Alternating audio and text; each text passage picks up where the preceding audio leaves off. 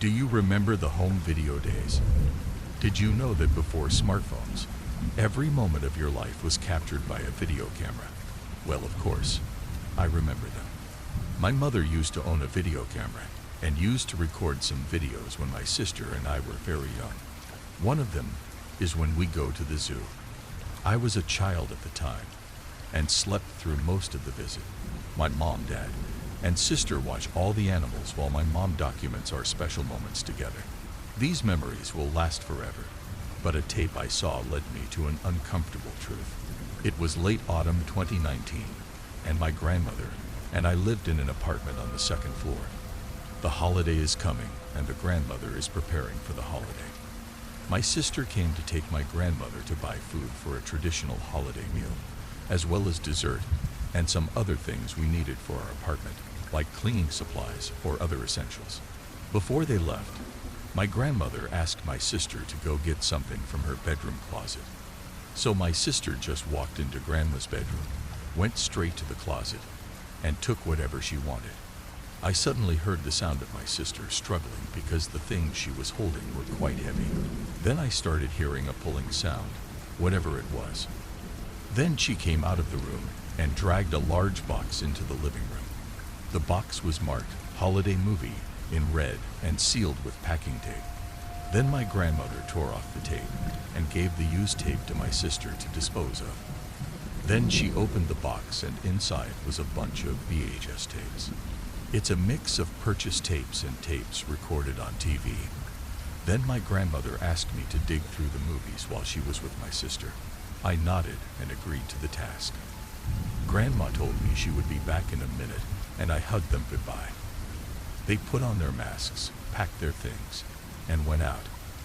Then I start flipping through that tape to see what movies I want to see. There are more records than I thought, and most of them are from the 90s. When I got to the bottom of the box, there was a roll of tape that didn't cover the box.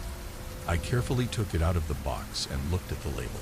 It has a black "Christmas Party 2015" marker on it. I was confused at the time because I don't remember going to a Christmas party with family or friends, but I thought it was something I had to watch because it was a family video with special moments. I turn on the TV and change the input to the video input. Then I turned on the VCR and inserted the cassette. The video starts. I was at my dad's house, and it didn't show the time and date like normal home videos. In addition, it does not depend on the quality of the home video either. It has the quality of a modern TV show. It's not because I'm holding the camera.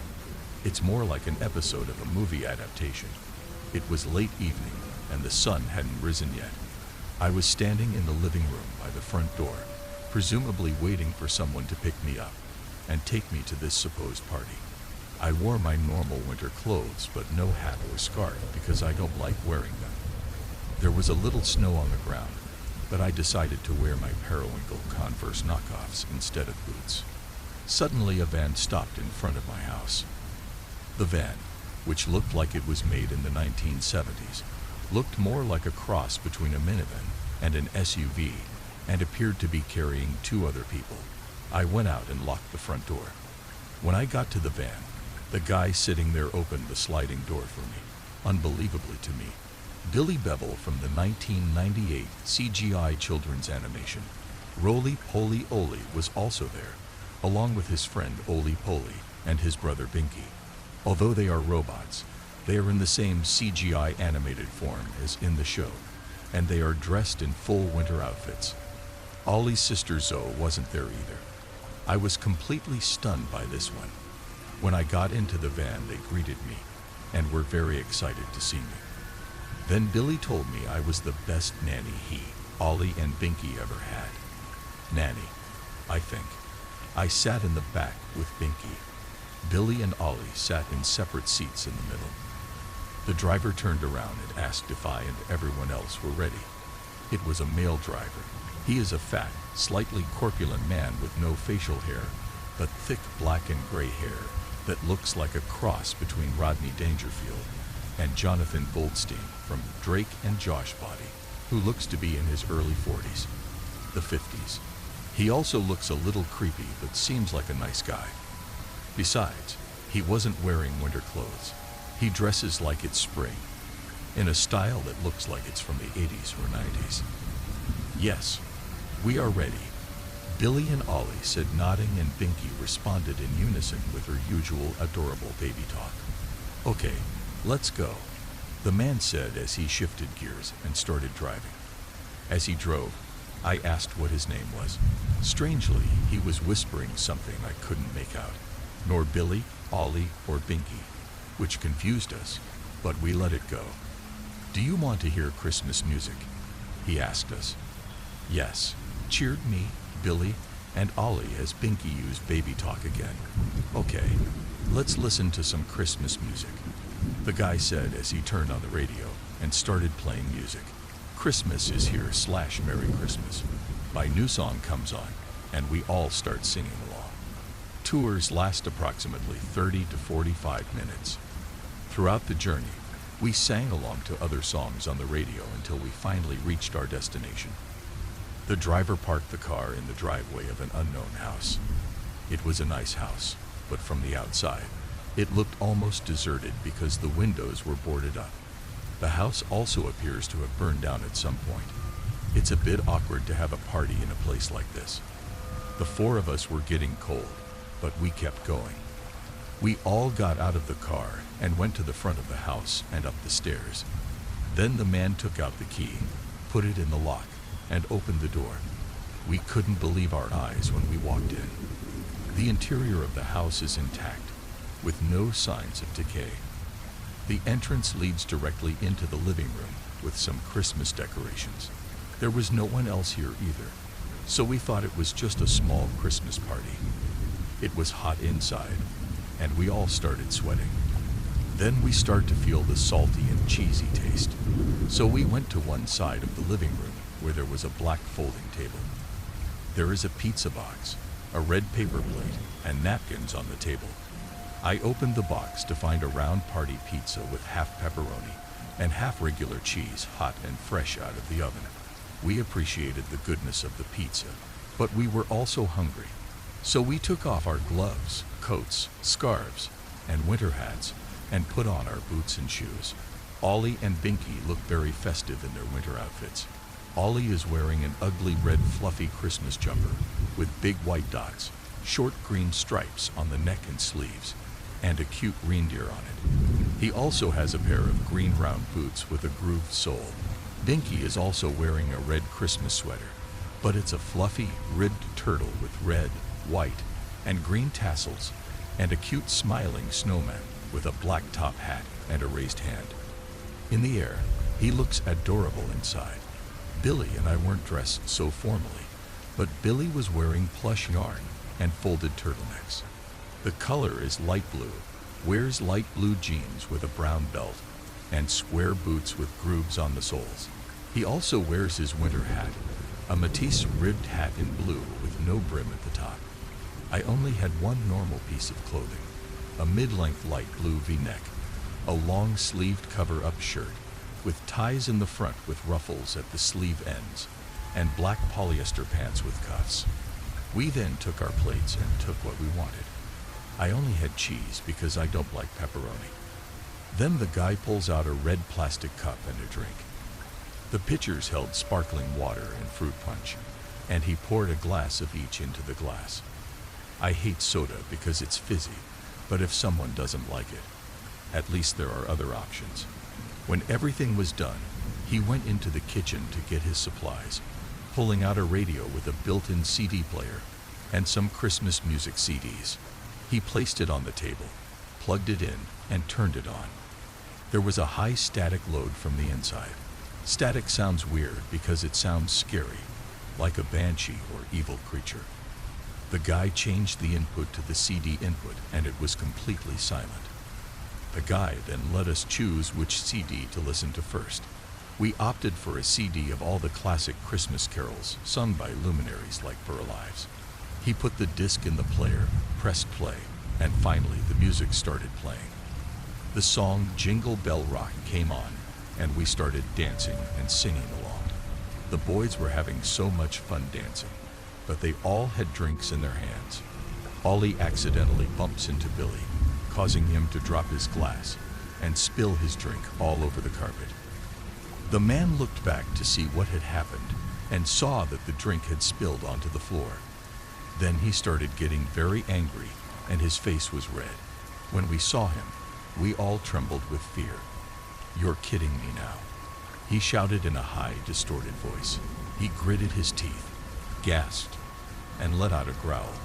All four of us were shocked by what we saw and very ashamed. The man then realized his mistake and stopped his movements. It's okay. I'll clean up," he said in a calmer, more patient tone. We couldn't believe what happened at that moment. There was something wrong with him. Then he went to the table and took some napkins. We backed away from him slowly so as not to disturb him. Then the guy started cleaning up the random mess, and we were still standing there looking at him in disbelief. The party lasted about 3 to 4 hours. Despite these things, we still had a lot of fun. We play games, eat more pizza, eat lots of Christmas candy, dance, and sing more, and even talk to each other. Binky and I finger-painted Christmas, and we had a lot of fun together. I drew a cute snowman with lots of snowflakes. Binky just got her thumbprint. He wanted me to give a thumbs up too, so I did. Then he wrote his name in red and gave it to me as a souvenir. He is a very cute robot boy. Ollie and Billy drank fizzy drinks and competed with each other to see who could belch the loudest, and then they hiccuped and sang Christmas carols together while we laughed. It was the best part of the whole party, but sadly it was time to go home. Sorry, we don't want the party to end, but things like parties don't last forever. While we put our coats, scarves, gloves, and hats back on, the guy removed the rest of the decorations and put them away. Suddenly, the mobile phone rang. It was a guy's call. "I have to accept this," he said, pulling out his smartphone. He rushed into the kitchen with the remaining decorations. Suddenly, we heard a loud slamming of a door in the distance, which made us jump.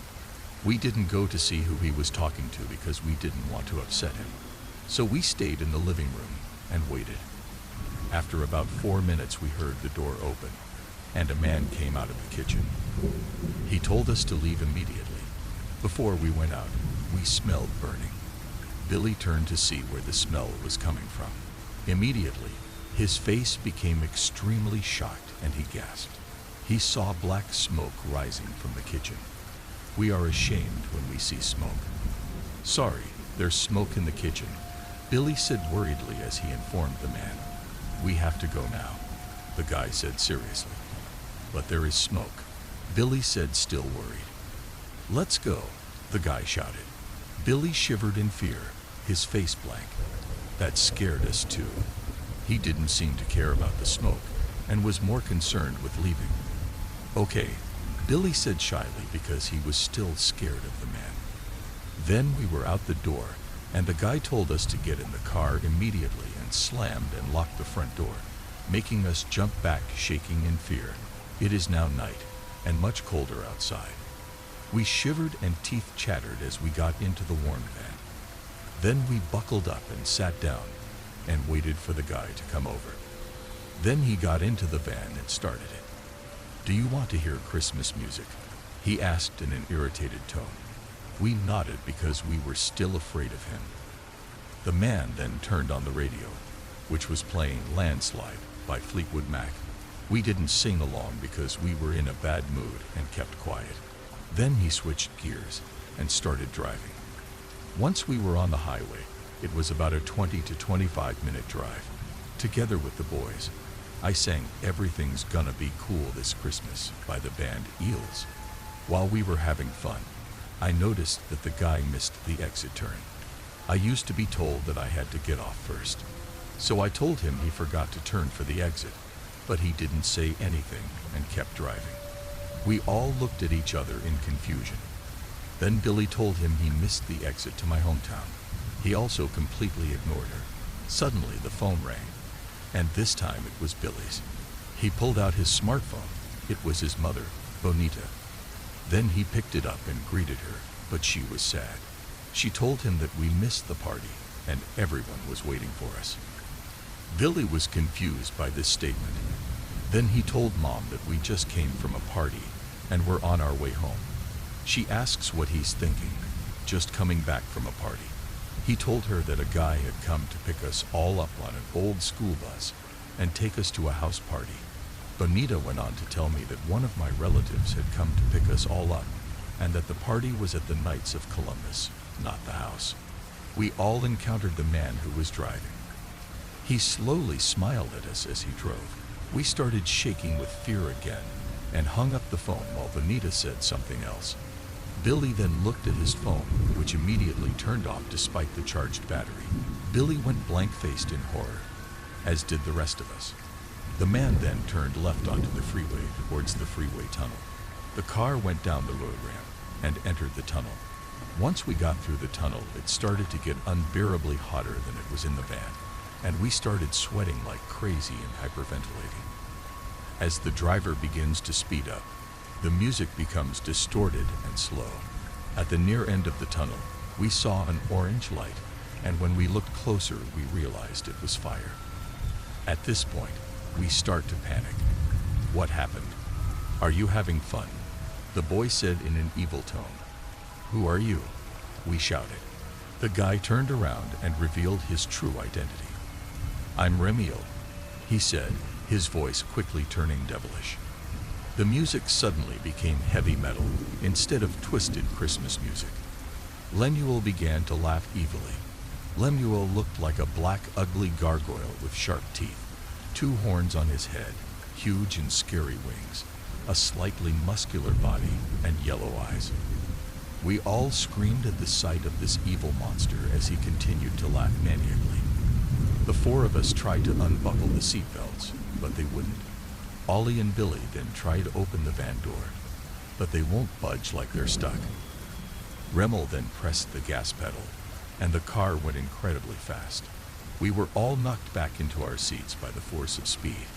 As we approached the gates of hell, Binky began to cry and shake with fear. I walked closer to Binky and hugged him tightly. The vehicle was almost as close to hell as Remiel continued his evil laugh. The 4 of us let out a long scream and got closer and closer to hell. Suddenly, the entire field of vision was engulfed in flames. The scream turned into a blood-curdling scream, and Lemuel laughed again. The tape suddenly stops, and then returns to a blue screen. I immediately removed the tape from the VCR and threw it across the hall from the kitchen. The tape hit the front door and fell to pieces. Then I ran into the kitchen and started writing to my grandmother about what had just happened. She wrote me back and said she and my sister were on their way back. After about 30 minutes, my grandmother and sister came in with groceries, and I stood there completely stunned. Grandma asked me what happened. I showed her the torn tape on the floor as I told her the whole story. She couldn't believe what I told her. She then threatened to tell the authorities, but I told her they wouldn't help. I decided to do a little research on it. We agreed, and she and my sister started packing the groceries. Later that evening, I turned on my tablet and began researching the possible tape, but came up empty-handed because there was no information on it. So I decided to ask for an expert and contacted him by email on the site. It took days before I finally got a response every day. I went to Gmail to check for new emails and got a reply from a paranormal expert. His words shocked me. He told me that the mysterious tape that looked like a home video was a dream tape. He described to me what the dream belt was, so there it is. A dream tape, dream film, or nightmare tape is a legendary phenomenon in which a person's dreams, bad dreams, both past and future, are recorded and placed on a home media device, such as a DVD, film reel, or other devices, usually VHS, and may appear as home video or movies.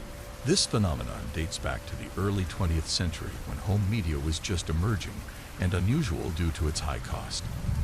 This condition can occur in people of any age. These dream tapes, known at the time as dream films, were very little known, and most of them went unreported for unknown reasons. The earliest incident occurred in June 1909 in Ireland, when a 3-year-old boy witnessed the incident while cleaning his room and found an intact film under his bed. It's a dreamy film about him and his family enjoying a trip when the sky suddenly darkens and his parents mysteriously disappear without a trace and he can't find them anywhere. Everyone refused to help him because they were so rude to him and cursed him. Since no one cares, he starts crying and the movie ends abruptly. He was traumatized by what he saw and suffered from mental illness for the rest of his life until his death decades later. Others reported seeing these films in front of them or elsewhere in their homes, with more nightmarish dreams that were more disturbing or terrifying and difficult to explain. Some even committed suicide. For years, experts have been investigating the possibility that these events might have something to do with the paranormal or an evil being. No one knows why this happened, but there must be a reason. Since these phenomena are more common now, they would be much easier to analyze. But people tend to destroy them afterward, so specialists cannot dig into them. Then he told me that the next time I come across another dream tape, I should not destroy the evidence and report it, so that an expert like him can analyze the subject further. There's a lot to read, but it's worth the time. I showed my grandma the email from the guy, and she was completely stunned by what she read. She didn't believe it existed, and neither did I over time. I began to pay attention to any dream tapes I might come across or dreams I might have in my sleep. My family and our community also got involved and spread the word. To this day, I still haven't come across more dream tapes, nor have I had the same dream from a tape. As we reach the end of this chilling tale, darkness envelops the screen, but the horrors still linger in our minds. If you dare to explore more bone-chilling stories and brave the depths of fear, be sure to subscribe to our channel. Remember to turn on notifications so you're always one step ahead in this harrowing journey. Thank you for watching, and may your nights be filled with terror.